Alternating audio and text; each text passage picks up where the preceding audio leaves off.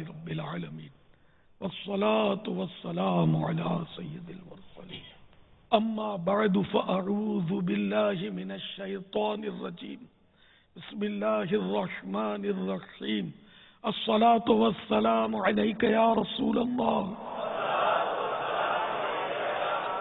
وعلى آلك وأصحابك يا حبيب الله الصلاة والسلام عليك يا نبي الله وعلى آلك وأصحابك يا نور الله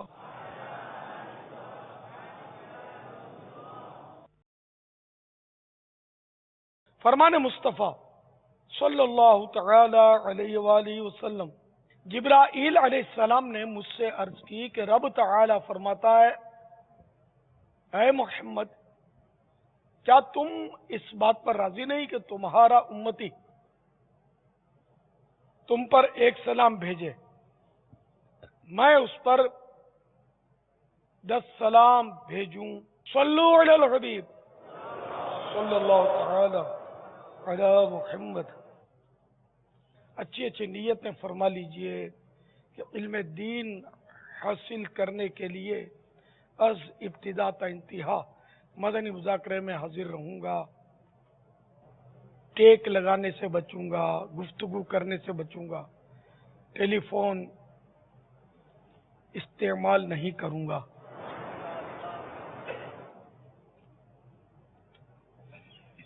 صلو علی الحبیب صلی اللہ تعالی علی محمد ایک شخص برطانیہ میں 400 اور کچھ kg وزن تھا 33 سال کی عمر میں مر گیا ڈاکٹر اس کو سمجھاتے رہے کہ اپنا وزن کم کر مگر اس نے اپنا وزن کم نہیں کیا اور یہ چاکلیٹ کھانے کا بڑا شوقین تھا اور پیسے خرچ کرتا تھا چاکلیٹ کے اوپر اور ایک سے ایک لذیذ کھانے کا یہ عادی تھا اور کہتے ہیں کہ اس کے اس وزن نے اور اس طرح کی چیزوں نے اس کی موت کا سبب بنا برطانیہ کا کوئی آدمی تھا تو یہ خبر اخباروں میں آئی تھی تو میں کیا کہ آپ کو بھی بیان کر دوں کہ اس طرح اگر اپنے وزن کا خیال نہ رکھنے کی صورت میں اور کھانے پینے میں احتیاط نہ کرنے کی صورت میں ایسا نہ ہو کہ آپ کو یا کسی کو بھی ہم میں سے کسی کو بھی آزمائش آ جائے اپنے وزن کا خیال رکھیں کوشش کیجئے بتدریج ایک گریجولی طور پر وزن نیچے لانے کی بھی کوشش جاری رکھنی چاہیے اور ان غذاؤں سے خود کو بچائیے جو آپ کے وزن کو بڑھانے میں آپ کا ساتھ دیتی ہیں تو باپا اس معاملے میں بھی اگر کوئی مدنی پھول عطا فرمائے یہ بھی ایک عبرت والا ہی واقعہ ہے یہ موٹاپے کے تعلق سے بتایا گیا موٹاپا تو یو کے میں بہت پایا جاتا ہے اس کا تو انکار نہیں ہے وہاں فاسٹ فوڈ کا استعمال زیادہ ہے تلی ہوئی چیزوں کا ہمارے ہاں بھی یہی حال ہے چکناٹ بہت کھائی جاتی ہے وہاں کافی کھائی جاتی ہے تو وہاں دل کے امراض بھی غالباً زیادہ ہی ہوں گے اور ہمارے ہاں بھی استعمال اس کا خصوصاً ماہ رمضان المبارک میں بڑھ جاتا ہے ویسے موٹاپا اچھی بات نہیں ہے اور عموماً یہ زیادہ کھانے سے ہوتا ہے ہر ایک کو اپنا وزن جو ہے وہ اعتدال پر رکھنا چاہیے اس کا موٹا سا حساب یہ ہے کہ سائز جو ہوتی ہے نا قد تو قد میں پر انچ 1 کلو اب مثال کے طور پر آپ کا قد سمجھو کہ 5.5 فٹ ہے مرد کا قد جو ہے نا یہ وزیسی میں گھومتا ہوتا ہے 5, 6 اب کوئی 6.5, 7 فٹ کا جو قداور ہوتا ہے تو وہ یہ کم ہوتے ہیں 7 فٹ کے تو نیچے ہوتے ہیں تو 5, 5.25, 5.5 اور 6 اس طرح قد ہوتا ہے مردوں کا عام طور پہ اب جیسے کہ کوئی 5 فٹ کسی کا قد ہے تو 12×50 60 انچ ہوا، تو اس کا وزن نارمل یوں سمجھ لو کہ 60 کلو۔ اب یہ 60 کلو والے بھی 5 فٹ والے بھی بیچارے 60 کلو سے ان کا وزن ایک تعداد ہے جن کا زیادہ ہوتا ہے، وہی کھانے پینے کا شوق، بے احتیاطیاں، بد پرہیزیاں، پھر طرح طرح کی بیماریاں ہوتی ہیں۔ اگر کسی کو صحت مند رہنا ہو نا تو جوانی سے ہی پرہیز شروع کر دے، 20-22 سال کی عمر سے پرہیز شروع کر دے، ورنہ بچنا بہت مشکل ہے بیماریوں سے۔ اب بھی بھلے جوانی ہے، آپ بولتے کہ میں 2 ٹھنڈی بوتل پیتا ہوں، کو بولتا ہوگا آج کل تو گرمی زیادہ ہے میں تو 4 چڑھا جاتا ہوں، ٹھیک ہے پیسوں کی مستی ہے، لیکن یہ اب بھی آپ کو کچھ بھی نہیں ہوگا، یہ سب اسٹاک ہو رہا ہے۔ یہ پھر جب عمر آپ کی تھوڑی بڑھے گی، اگر زندہ بچ گئے تو، ورنہ چاروں طرف موت کے گولے تو اڑ رہے ہیں، کسی کو اسکوٹر مار دیتی ہے، کسی کو بس کچل دیتی ہے، کسی کو ویگن اچھال دیتی ہے، تو کسی کو گولی لگ جاتی ہے، ہمارے یہاں تو کوئی بم بلاسٹ میں بیچارے کے چتھڑے اڑ جاتے ہیں، کہیں زلزلہ، کہیں بارشیں، کہیں سیلاب، تو کئی بیچارے گرمیوں کی وجہ سے آج کل ہمارے باب المدینہ میں موت کا شکار ہو رہے ہیں۔ تو پھر بھی بچ بچا کر نکل بھی گیا، بڑھاپا تکلیف، اگر بوڑھے ہونے میں کامیاب ہو گئے، اگر وہ عمر کے ساتھ ساتھ اب دیکھیں شوگر کا، جس کو دیکھو شوگر کی شکایت، کیا تو جوانی میں عام طور پہ بد پرہیزی کی علامت ہے، یہ خدا بہتر جانے، لیکن جو مطلب ایک وہ کھانے پینے میں تقویٰ کرنے والے تو مزاروں میں چلے گئے یا غاروں میں کہیں چھپے ہوں گے، اب تو تقویٰ بس وہ زبانوں پر رہ گیا، الفاظ میں تقویٰ رہ گیا، باقی اب تقویٰ اللہ نصیب کرے۔ تو یوں مطلب شوگر ہو جاتا ہے، کولیسٹرول ہائی ہو جاتا ہے، لپڈ پروفائل جو ہے نا یہ اپسیٹ ہو جاتا ہے، یورک ایسڈ بڑھ جاتا ہے، اور پتہ نہیں کیا کیا ہو جاتا ہے، جو نہیں بڑھنا چاہیے وہ بڑھ جاتا ہے، جو نہیں گھٹنا چاہیے وہ گھٹ جاتا ہے۔ تو یوں طرح طرح کے امراض جو ہیں وہ آدمی کے اندر داخل ہو جاتے ہیں، پھر کیا وہ دھکا اسٹارٹ گاڑی چل رہا ہوتا ہے، خود ہی سمجھ رہا ہوتا ہے کہ کس کس مرض کا کس سے شکوہ کرے۔ جو بیچارے مرض دوسروں پر اظہار کرنے والے ہوتے ہیں تو وہ کرتے رہتے ہیں، لیکن پھر لوگ اس کی طرف کان دھرتے نہیں ہیں۔ یار یہ جب دیکھو اپنا فسانہ غم چھیڑ دیتا ہے، ہر کوئی کام کی بات کرو، کوئی ایسی بات کرو جس سے دل کو خوشی حاصل ہو، ہر وقت اپنا رونا روتا رہتا ہے۔ تو رونا بھی نہیں رونا چاہیے، ہر وقت صبر کرے آدمی۔ اب بوتل یہاں سے نکلے گی تو کہیں سے آئس کریم نکلے گی، اب یہ سب جمع کیا ہے نا تو نکلے گا، سبب سموسے، کباب، پراٹھے، ملائی، جو جو جوانی میں ڈالا ہے، اب یہ بڑھاپے میں انڈیلتے رہو، اگلتے رہو، یہ تو ہونا ہے۔ اگر بچ گئے تو جوانی میں چلے گئے تو خیر چلے گئے۔ تو اس لیے مہربانی کر کے اے میرے نوجوان اسلامی بھائیوں، میں جو کہتا ہوں اس پر عمل کریں گے، آپ انشاءاللہ بڑھاپا سکون سے گزاریں گے، اور عبادت پر قوت حاصل کرنے کی نیت سے پرہیز کرنی چاہیے۔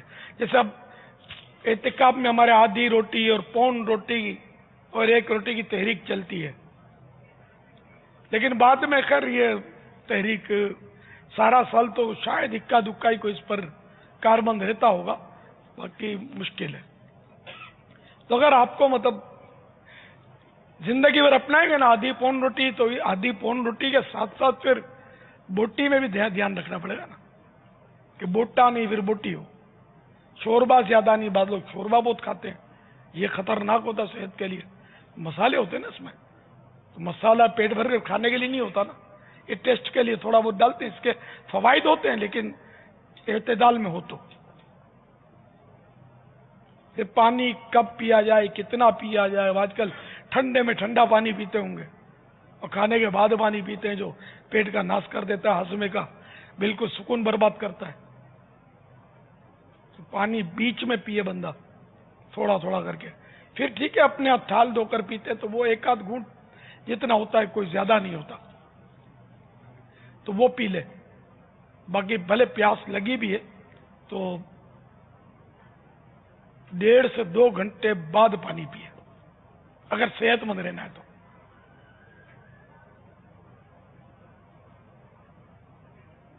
इसी तरह हमारे यहाँ खाने का अंदाज भी गलत है। खाली पेट में मीठा बेहतर होता है, लिक्विड। पहले तो लिक्विड पानी पिया, ठीक है ना।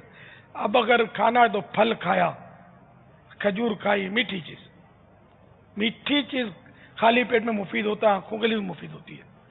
लेकिन हमारे यहाँ ये नहीं है। हमारे यहाँ इफ्तार समोसे से होता है और फल खाने के बाद खाते हैं। ये बिल्कुल रॉन्ग मतलब तरीका है। फल खाने से पहले खाने। हमारे यहाँ आम में बाद में खाते हैं, मीठा भी बाद में खाते हैं। मीठी डिश हमारे यहाँ खाने के बाद खाते हैं, आखिर में। हालांकि ये पहले खानी चाहिए, आती बाद में। तो रवाज ये समझते होंगे कि ये तरीका दुरुस्त है, लेकिन गलत है। तो बहरहाल ये कि खाने में इत्तेदाल, दावतों पर पाबंदी। बाज लोगों को ताल्लुकात ज्यादा होते हैं ना, उनको शादियों की दावतें बहुत आती है।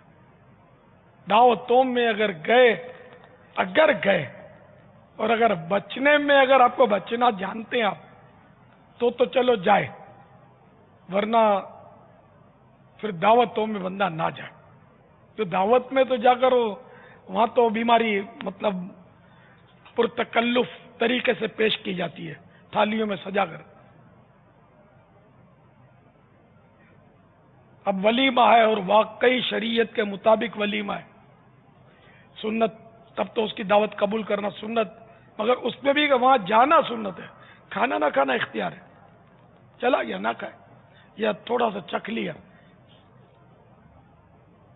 एक आध पीस ले लिया, ऐसी कोई तरकीब बना ली। या अगर बिल्कुल अगर कंट्रोल है, ठीक है, आप खाना निकालें, थोड़ा थोड़ा थोड़ा लेते रहें, और बस वो इतना सा ही पेट में जाए तो इंशाअल्लाह बचत है। लेकिन ज़ाहिर है कि ये तो कौन करेगा जिसने अपने नफ्स को मार के दफन कर दिया होगा। बाकी सामने आए तो बचकर कैसे जाए। नफ्स भी मशवरा देगा कि आज खा ले, उसको बुरा लगेगा, ना उसका खाना बचेगा तो उसको बुरा लगेगा। देखो तो बुरा आपके नफ्स को लगता है। दरअसल आप अगर प्यार मोहब्बत से अगर समझाना आता होगा ना मेजबान को, तो इंशाअल्लाह बुरा नहीं लगेगा, आपको दाद देगा ये कि यार तुम सही जा रहे हो। तो बहरहाल ये कि खाने पीने में इत्तेदाल रखेंगे तो वजन भी कम हो जाएगा इंशाअल्लाह, अगर बढ़ा हुआ है तो, वरना वो नॉर्मल रहेगा आपका वजन और सेहत अच्छी रहेगी इंशाअल्लाह। सब मदीना मदीना हो जाएगा। आजकल तो खासकर पानी पर तवज्जो रखनी चाहिए। जहां जहां गर्मियां हैं, सख्त गर्मियां ना, कम से कम 12 गिलास, रमजान शरीफ है, रात में 12 गिलास होने चाहिए कम से कम। आपने खाने पीने के हवाले से जो मदनी फूल अता फरमाए ना बाबा, डॉक्टर साहब से जो हमारा सिलसिला चल रहा था, डॉक्टर साहब ने बताया कि इंसान का मैदा नॉर्मल, जैसे हम जैसे लोग आदमी होता है, मैदा 2 लीटर अंदर लेने की सलाहियत रखता है। मैदे में 2 लीटर तक गिजा या पानी सब मिक्स मिलाकर 2 लीटर। इसके नीचे सुराख है कि ऊपर सुराख है मैदे का। अगर 2 लीटर से ज्यादा आप उस पर भरेंगे तो ऊपर जो सुराख है ना वो बंद नहीं होता, ओवरफिल हो जाता है। और उसके बाद फिर वो ऊपर से वो चीजें निकलती हैं जो सीने में जलन, तेजाबियत और इस तरह की बीमारियां पैदा करती हैं। तो मेरे डॉक्टर साहब से मेरे मशवरे हुए थे तो पता चला कि पीर को और मंगल को गैस के और पेट के और सीने की जलन के पेशेंट ये डॉक्टर के पास ज्यादा जाते हैं, क्योंकि हफ्ता इतवार को खाते हैं ये दावतें और होटलिंग। ये जो इस तरह के अभी जो मसाले, आप दावत में एक शख्स गया है तो उसने तो फिर वसूल करना है ना। आपने सही फरमाया कि अगर बचने की ताकत और सलाहियत है दावत में जाकर, मगर ऐसे कितने 3 घंटे 2 घंटे इंतजार करने के बाद आप बोलोगे तुम जब सब्र भी करना, तो पूरा कैसे है कि वो इंतकाम तो मेजबान से क्या लेगा, अपनी जान पे इंतकाम लेता है और खाना पे जो मारा मारी करता है। तो बेचारा फिर पीर मंगल को इसके लिए मसाइल हो जाते हैं, ये डॉक्टर साहब के कहने के मुताबिक। समझ में आता है।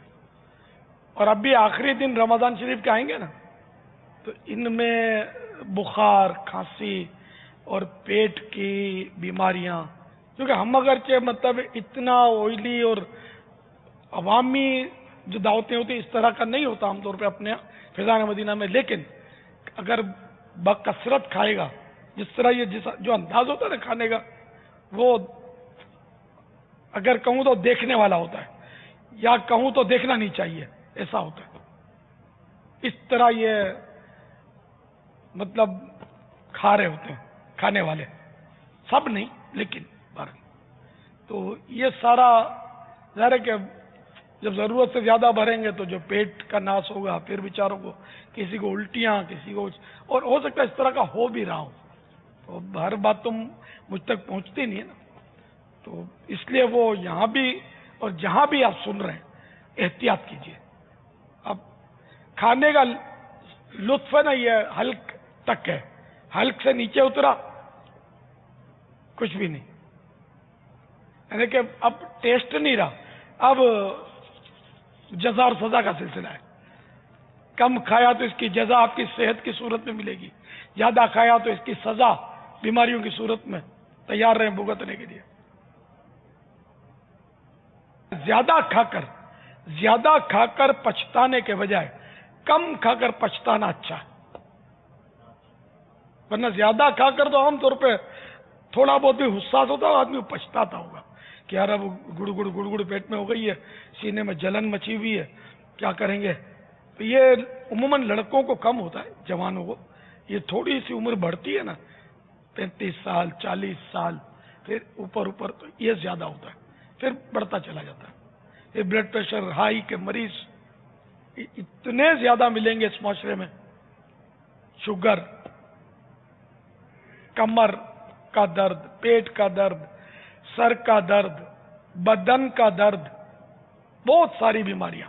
ایک رسالہ مکتبۃ المدینہ نے شائع کیا ہے وزن کم کرنے کا طریقہ، اس کے صفحہ 8 پر لکھا ہے، موٹا ہو یا دبلا پتلا، جو کوئی بھی خوب ڈٹ کر کھانے کا عادی ہو، اسے کسی بھی مہلک یعنی ہلاکت میں ڈالنے والی بیماری کے استقبال کے لیے ذہن بنا لینا چاہیے، کیونکہ زیادہ کھانے سے پیٹ خراب ہوتا ہے، اور بقول اطباء یعنی ڈاکٹرز کے بقول 80% امراض پیٹ کی خرابی سے پیدا ہوتے ہیں، جن میں 12 قسمیں بیماری کی یہ ہیں۔ نمبر 1 دماغی امراض،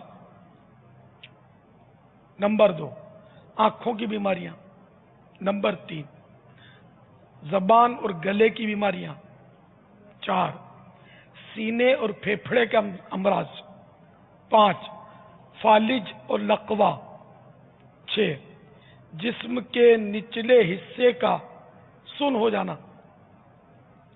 7 شوگر، 8 ہائی بلڈ پریشر، 9 دماغی شریان یعنی مغز کی نس پھٹ جانا، 10 نفسیاتی امراض پاگل ہو جانا وغیرہ، 11 جگر اور پتے کے امراض، اور 12 ڈپریشن۔ تحقیق کے مطابق موٹاپا موت کو دعوت دینے کے برابر ہے، کیونکہ اس سے خون کے لوتھڑے کلوٹس بننا شروع ہو جاتے ہیں۔ ٹانگوں میں بننے والے لوتھڑے پورے جسم میں خون کی روانی متاثر کرتے ہیں۔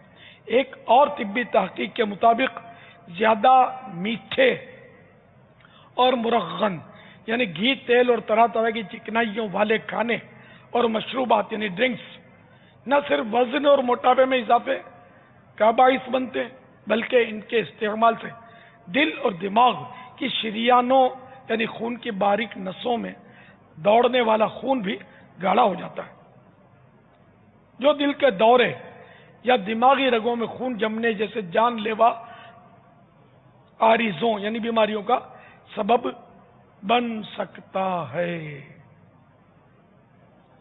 تو اس لیے سبھی کو کوشش کرنی چاہیے کہ اپنا وزن کنٹرول کریں۔ واللہ تعالی اعلم ورسولہ اعلم، عز وجل وصلی اللہ تعالی علیہ وآلہ وسلم۔ صلو علی الحبیب صلی اللہ تعالی علی محمد. باپا جان، کیا اللہ بندے کی توبہ سے خوش ہوتا ہے؟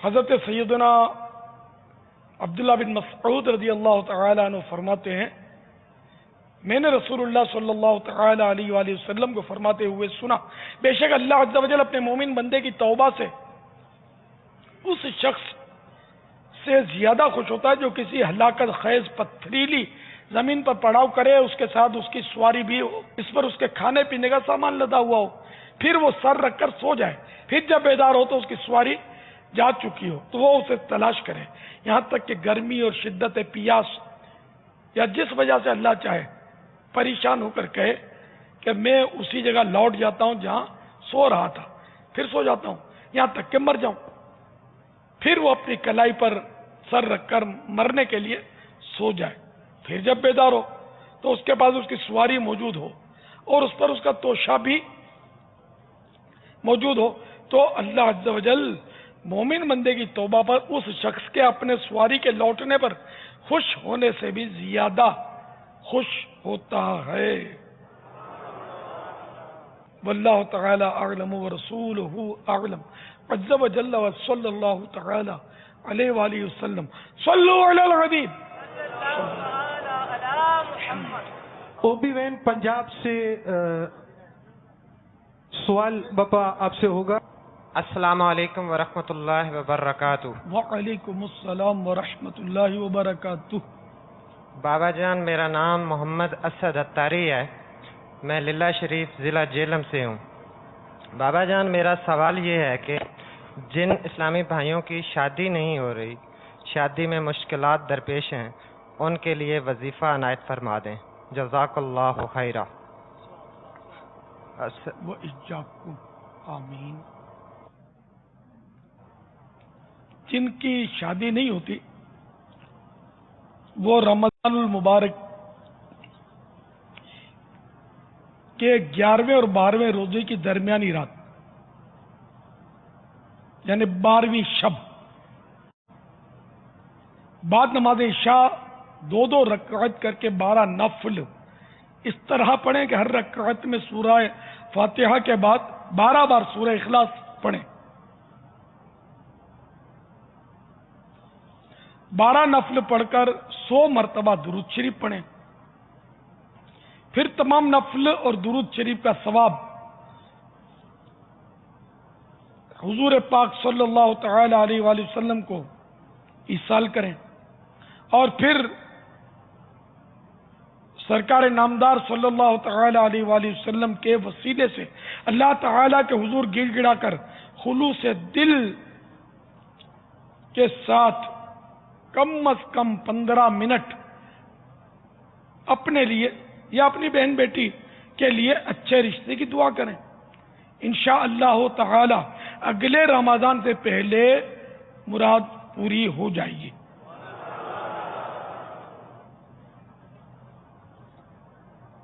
یہ جس نے مطلب یہ بیان کیا اس نے یہ کہا ہے کہ یہ 1 مہینے کے رمضان مبارک آتے رمضان مبارک تک مراد پوری ہوگی۔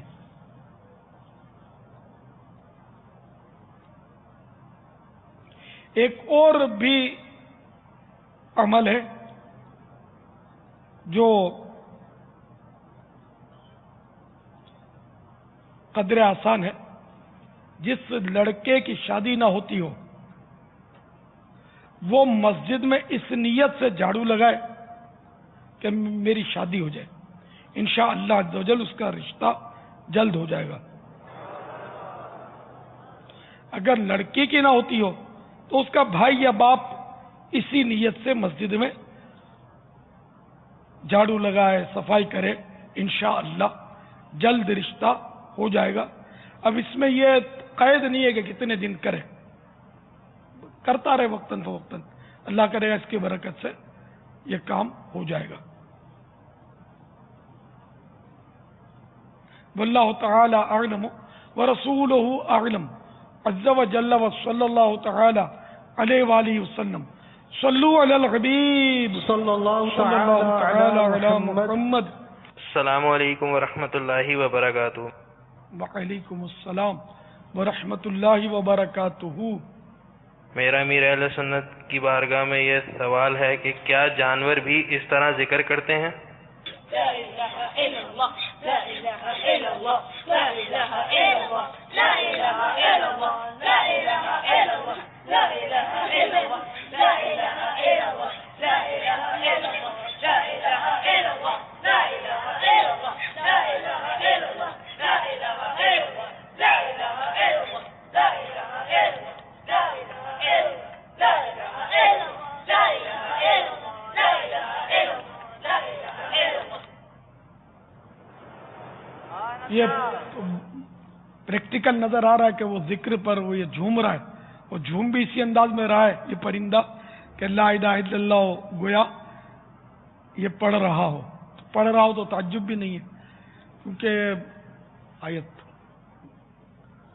कुरान पाक में सूरह बनी इसराइल में व इन मिन शैइन इल्ला युसब्बिहु बिहम्दिही वलाकिन ला तफ़क़हून तस्बीहहुम, कि कोई चीज़ नहीं मगर ये कि वो अल्लाह तबारक व ताला की तस्बीह करती है, हर चीज़ अल्लाह तबारक व ताला की पाकी बयान करती है, हाँ लेकिन तुम उनकी तस्बीह को नहीं समझ सकते। वल्लाहु तआला अअलम व रसूलुहु अअलम अज़्ज़ व जल्ल व सल्लल्लाहु तआला अलैहि व आलिहि वसल्लम सल्लु अलल हबीब सल्लल्लाहु तआला अला मुहम्मद।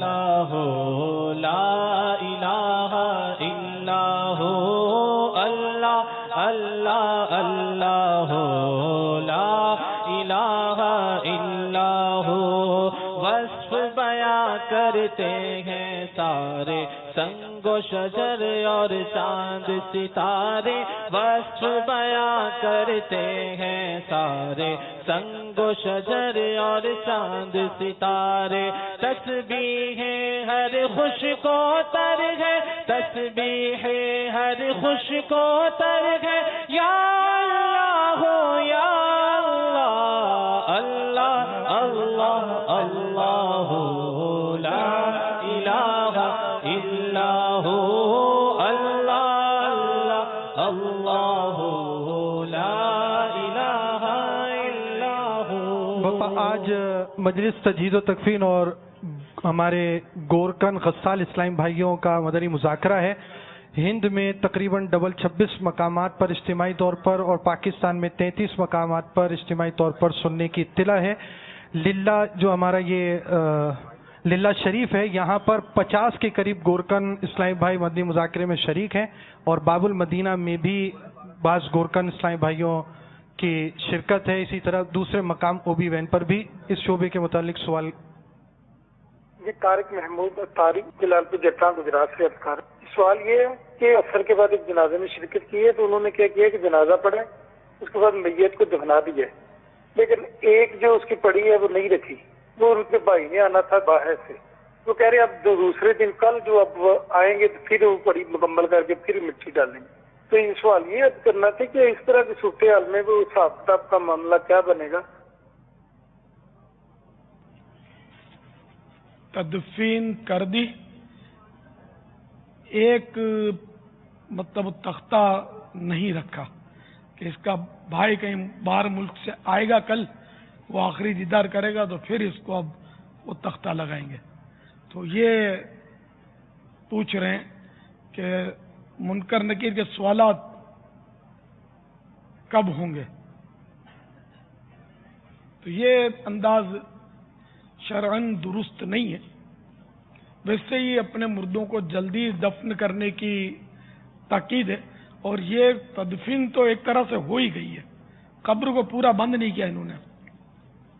और सवाल जवाब के लिए कब्र शर्त नहीं है, समुंदर में डूब गया तो वहां भी सवाल जवाब उसके मतलब हो जाएंगे, दरिंदा खा गया पेट पे चला गया दरिंदे का, वही उसकी कब्र है, वहां भी सवाल जवाब होंगे उसके।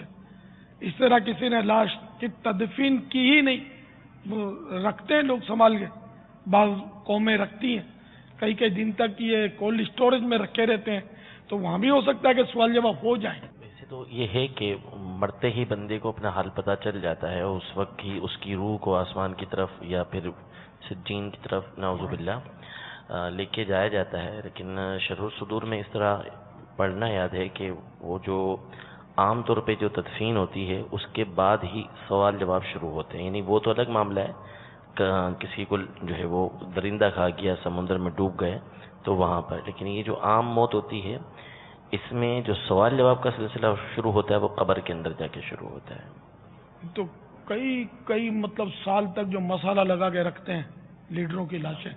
ظاہر ہے کہ یہ سارے معاملات جو ہیں وہ غیب ہیں. جی جی. تو وہ ایک عام روٹین ہے، تو وہ تو بندے کا سلسلہ تو ہو سکتا ہے شروع ہو جاتا ہے، اس میں تو کوئی بھی یقینی بات تو کہیں نہیں جا سکتی یہاں پر. بہرحال یہ کہ یہ جو انداز ہے نا یہ جائز نہیں ہے. اس میں سوال جواب تو ہوں گے، قبر میں تو چلا ہی گیا، یہ قبر میں چلا ہی گیا گڑھا کھود کے اس کو. اب یہ کہ پوری بند نہیں کی انہوں نے قبر، سوال جواب تو ہو جائیں گے. اور اس طرح رکھنا نہیں چاہیے اندر. تو پھر انہوں نے کوئی ٹھنڈک کا بھی انتظام کیا ہوگا، کولنگ کا، تاکہ وہ لاش سلامت رہے اور اگلے دن آ کر اس کا بھائی اس کے آخری دیدار کر سکے، ورنہ چہرہ سڑ گیا یا کچھ. تو یہ برزخ کے معاملات ہیں. تو قبر میں تو ویسے بھی رکھ دیا تو فوراً بند کر دی جائے. یہاں تک کہ قبر میں اگر سوراخ ہو جائے، شگاف پڑ جائے تو اس میں دیکھنے کی بھی شرعاً اجازت نہیں ہے، اس کو بند کر دیا جائے. حکم یہ کہ اگر کہیں قبر ٹوٹی پھوٹی دیکھے کہ سوراخ وغیرہ شگاف ہے تو اس کو بند کر دیں. واللہ تعالی اعلم ورسولہ اعلم عز وجل وصلی اللہ تعالی علیہ وآلہ وسلم. صلو علی الحبیب صلی اللہ تعالی علی محمد. باپا ابھی آپ نے جو وظیفہ ارشاد فرمایا تھا شادی کے حوالے سے، ایک ہمارے اسلامی بھائی معتکف میاں والی سے تشریف لائے ہیں. تو رمضان شریف میں وہ کہتے ہیں کہ پچھلے رمضان شریف میں باپا جان نے شادی کے لیے یہی نفل بتائے تھے، تو میں نے مذکورہ نفل پڑھے تو موجودہ رمضان آنے سے 3 ماہ پہلے میری شادی ہو گئی. ماشاء اللہ. السلام علیکم ورحمۃ اللہ وبرکاتہ. وعلیکم السلام ورحمۃ اللہ وبرکاتہ. پیارے بابا جان، عابد امیر اتاری گلزار طیبہ سرگودا سے 1 ماہ کے اعتکاف کے لیے حاضر ہوں. آپ سے عرض یہ سوال یہ کہ علم دین کی کتابیں بہت ساری ہیں، ایک کا بندہ مطالعہ نہیں کر پاتا، پھر دوسری کتاب شائع ہو جاتی ہے. کس طرح سب کا مطالعہ کیا جائے؟ بعض کتابیں گھر میں پڑی رہتی ہیں، پڑھ ہی نہیں پاتا. السلام علیکم ورحمۃ اللہ وبرکاتہ. وعلیکم السلام ورحمۃ اللہ وبرکاتہ. کہ فرض علوم کے بعد اضافی مطالعہ جو ہے اس میں آپ کو اختیار ہے کہ جس میں آپ کا ذوق زیادہ بنتا ہے مطالعہ کرنے کا تو اس کا مطالعہ کریں. اب جیسے کہ موضوع مختلف ہوتے ہیں، تصوف کا بھی ہوتا ہے تو اور حکایات کی بھی کچھ کتابیں ہوتی ہیں.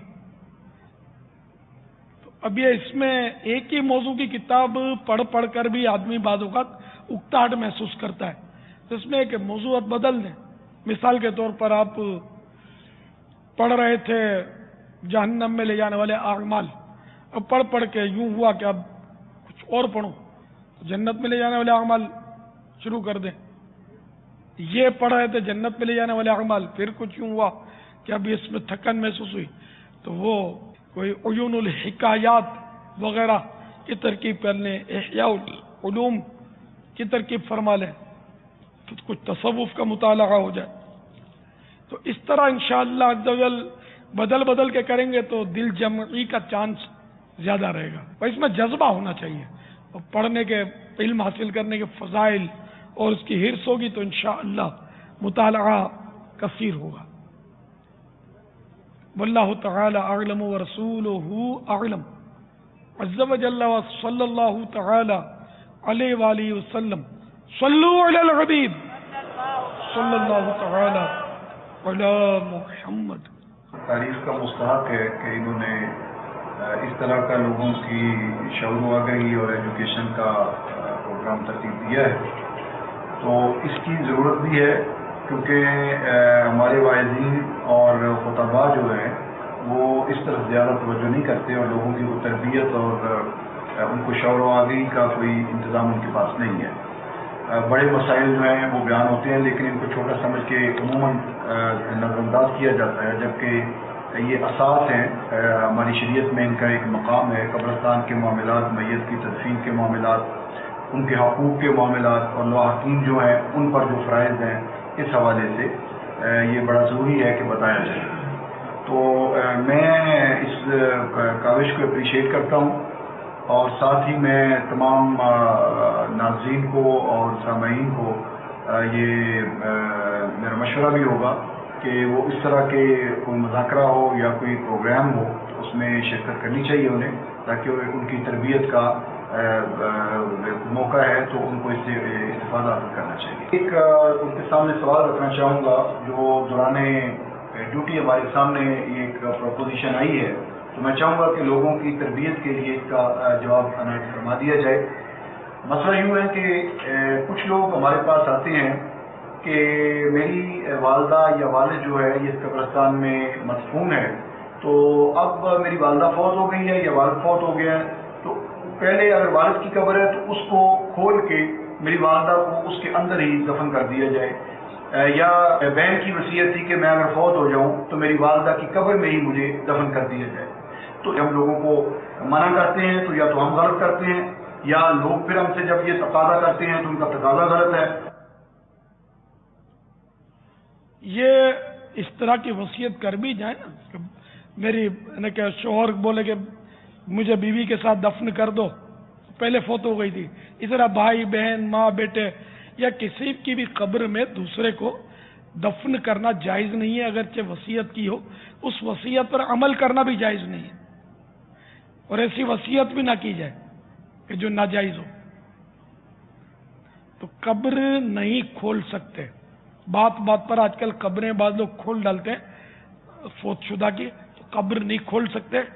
جب بھی کوئی ایسی نوبت آئے، جیسے خواب دیکھتے ہیں کہ ہمارے قبر میں پانی آ گیا تو وہ قبریں کھود ڈالتے ہیں، تو جب بھی کوئی ایسی نوبت آئے، صورت ہو، تو کسی مفتی اسلام سے رجوع کریں، وہ مشورہ دیں تو ہی قبر کھولیں، ورنہ صرف خواب کی بنیاد پر قبر کھولنا جائز نہیں ہے. خوابیں آتی رہتی ہیں. واللہ تعالی اعلم ورسولہ اعلم عز وجل وصلی اللہ تعالی علیہ وآلہ وسلم. صلو علی الحبیب صلی اللہ تعالی علی محمد. باپا، قبر اوپر سے کس طرح ہونی چاہیے؟ قبر بنانی ہے وہ اونٹ کے کوہان کی طرح.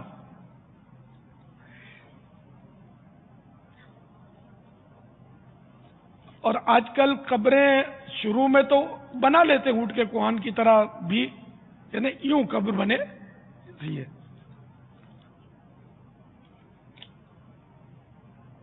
اور اس کے بعد جب یہ پکی کرتے ہیں، یہ بھی ایک ہے بس رواج ہے کہ 40 دن کے پہلے پکی نہیں کر سکتے. ہماری برادری میں یہ دیکھا، شاید ہو سکتا ہے ہر جگہ ہو یا اور جگہ بھی ہو، تو ایسا کچھ نہیں ہے.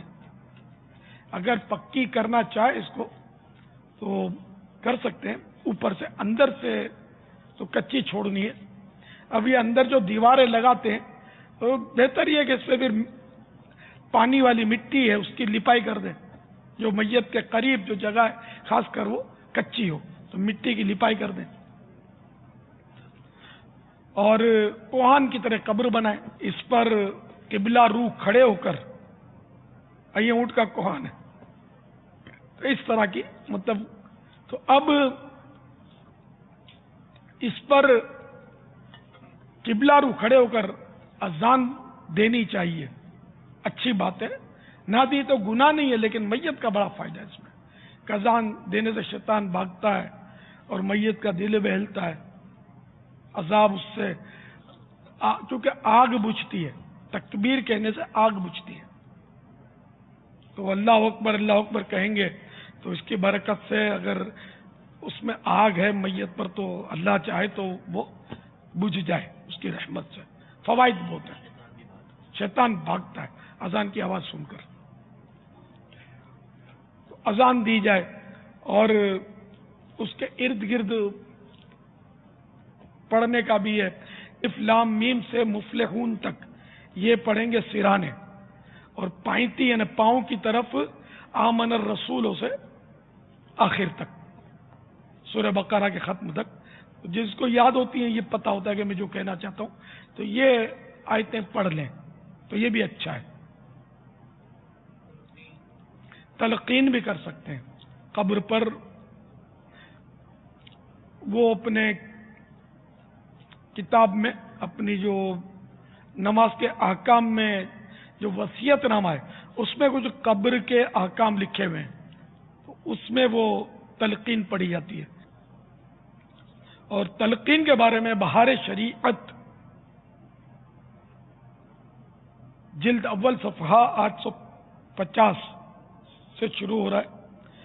دفن کے بعد مردے کو تلقین کرنا اہل سنت کے نزدیک مشروع ہے. یہ جو اکثر کتابوں میں ہے کہ تلقین نہ کی جائے، یہ معتزلہ کا مذہب ہے، ایک فرقہ ہے، یہ اب ختم ہو گیا ہے، مر مٹ گیا ہے. اور یہ بھی انہوں نے ہماری کتابوں میں یہ اضافہ کر دیا، اپنے مطلب نے کہ ڈال دیا کہ تلقین نہ دی جائے.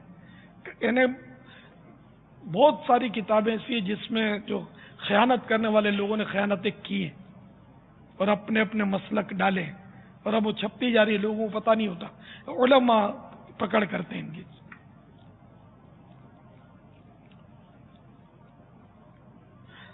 حدیث پاک میں حضور صلی اللہ تعالی علیہ وآلہ وسلم فرماتے ہیں، جب تمہارا کوئی مسلمان بھائی مرے اور اس کی مٹی دے چکو تو تم میں ایک شخص قبر کے سرہانے کھڑا ہو کر کہے یا فلاں بن فلاں، یعنی فلاں کی جگہ، یعنی فلاں کی جگہ اس کا نام لے، فلاں کی جگہ اس کی ماں کا نام لے. یا فلاں بن فلاں، وہ سنے گا اور جواب نہ دے گا. پھر کہے یا فلاں بن فلاں، وہ سیدھا ہو کر بیٹھ جائے گا. پھر کہے یا فلاں بن فلاں، وہ کہے گا ہمیں ارشاد کر، اللہ تجھ پر رحم فرمائے گا. مگر تمہیں اس کے کہنے کی خبر نہیں، نہ مردے کے کہنے کی ہم کو خبر نہیں ہوتی. وہ کہتا ہے پھر کہے، یعنی یہ جو زندہ جو 3 بار جس نے نام لے کر پکارا اس کو، وہ کہے اذکر ما خرجت من الدنیا شہادت اللہ الہ الا اللہ وان محمدا عبدہ ورسولہ صلی اللہ تعالی علیہ وسلم وانک رضیت باللہ ربا وبالاسلام دینا وبمحمد صلی اللہ تعالی علیہ وسلم نبیا وبالقرآن اماما. نکیر ہیں یعنی منکر نکیر ایک دوسرے کا ہاتھ پکڑ کر کہیں گے چلو ہم اس کے پاس کیا بیٹھے جسے لوگ اس کی حجت سکھا چکے. اس پر کسی نے حضور صلی اللہ تعالی علیہ وآلہ وسلم سے عرض کی اگر اس کی ماں کا نام معلوم نہ ہو، فرمایا حوا کی طرف نسبت کرے. یعنی ماں کا نام پتہ نہیں ہے، مرنے والے کا نام پتہ ہے. مرنے والے کا نام تو پتہ پوچھ کر آدمی کر سکتا ہے، ماں کا نام پتہ نہیں کیا تو حوا لگا دے. مثلا الیاس بن حوا. اس کے علاوہ اور بھی الفاظ میں تلقین موجود ہے. تو یہ بہار شریعت جلد اول صفحہ 851 پر مزید بھی تلقین موجود ہے. تلقین کرنی چاہیے. واللہ تعالی اعلم ورسولہ اعلم عز وجل وصلی اللہ تعالی علیہ وآلہ وسلم. صلوا علی الحبیب صلی اللہ تعالی علی محمد.